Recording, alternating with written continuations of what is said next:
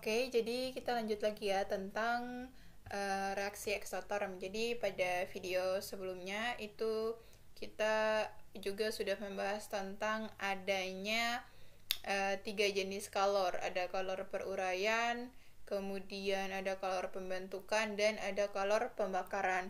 Nah, di mana pada kalor peruraian itu dia biasanya menghasilkan delta H yang positif, sedangkan untuk kalor pembakaran dia menghasilkan bisa positif atau negatif. Kemudian untuk kalor pembentukan delta H yang dihasilkan itu negatif.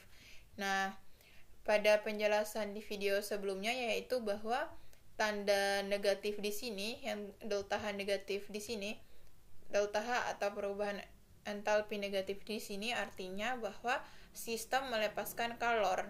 Nah, jadi delta H negatif ini pada suatu reaksi itu menyatakan bahwa reaksi itu dia merupakan reaksi eksoterm.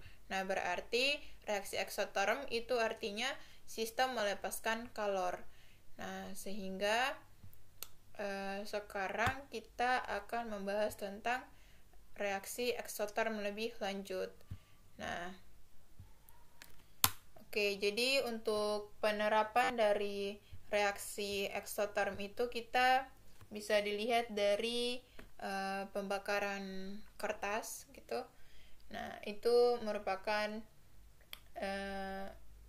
salah satu contoh ya dari reaksi eksoterm, karena api yang membakar kertas itu kan dia melepaskan energi ke sekelilingnya, ke lingkungannya. Nah, sehingga karena dia melepaskan energi, melepaskan kalor, sehingga delta H-nya itu negatif. Kalau delta H-nya negatif, berarti reaksi tersebut merupakan reaksi eksoterm gitu.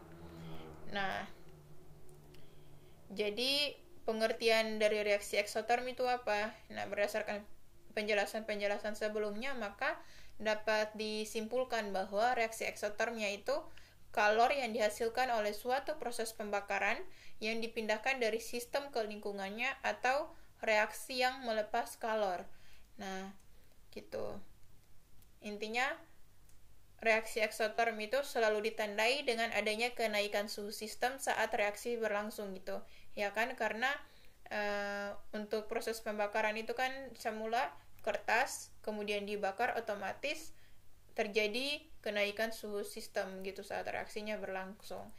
Nah, kemudian ingat, kenaikan suhu sistem dan reaksi eksoterm ini dia memiliki delta H-nya selalu ditandai dengan tanda negatif gitu. Ini untuk reaksi eksoterm ditandai dengan tanda negatif, entalpinya, perubahan entalpinya bernilai negatif.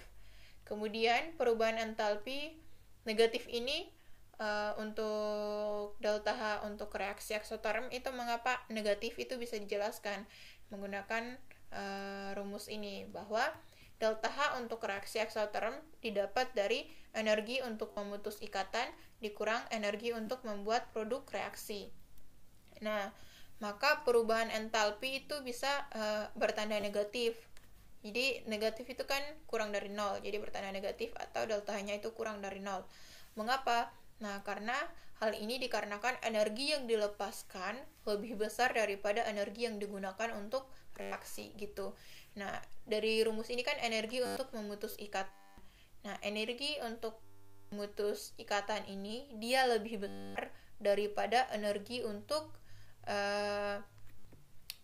energi untuk membuat produk reaksinya gitu. Jadi intinya dia bertanda negatif karena ini ya, karena energi yang dilepaskan lebih besar daripada energi yang digunakan untuk reaksi. Jadi itu delta H-nya pastinya kurang dari 0, delta H-nya itu negatif. Kemudian untuk contoh reaksi eksoterm yaitu ini. Nah, misalnya pada pembentukan air. Nah, untuk pembentukan air itu kan dari gas hidrogen ditambahkan dengan gas oksigen, kemudian menghasilkan atau kalor yang dihasilkan melepaskan kalor sebesar 4,6 kJ. Jadi karena dia melepaskan kalor sehingga delta H-nya itu negatif. Nah, kalau delta H-nya negatif itu artinya dia termasuk dalam reaksi eksoterm. Nah, jadi delta H negatif, ingat bahwa dia itu melepaskan kalor dan dia itu termasuk dalam reaksi eksoterm gitu. Kemudian contoh lain lagi dari reaksi eksoterm yang bisa ditemukan dalam kehidupan sehari-hari itu sama kayak tadi. Yang pertama reaksi pembakaran, kemudian reaksi netralisasi asam dan basa, reaksi korosi seperti oksidasi logam, reaksi polimerisasi, respirasi, dan dekomposisi tumbuhan menjadi kompos. Nah, itu merupakan penerapan dari reaksi eksoterm itu. Nah, jadi pada dasarnya perubahan entalpi ini terjadi karena adanya perpindahan energi antara sistem dan lingkungan. Nah, sehingga pada video pertama, part pertama itu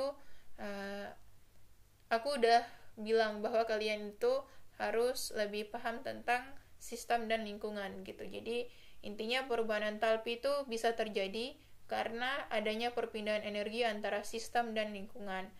Nah, oke,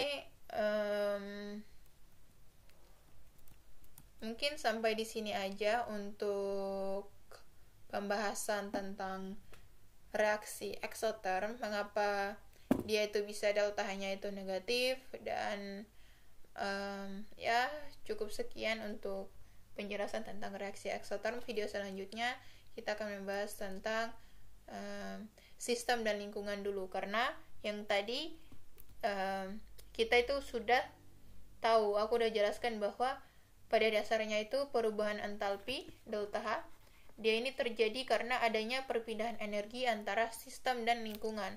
Nah, sehingga kalian itu harus paham sebenarnya apa sih sistem dan lingkungan itu.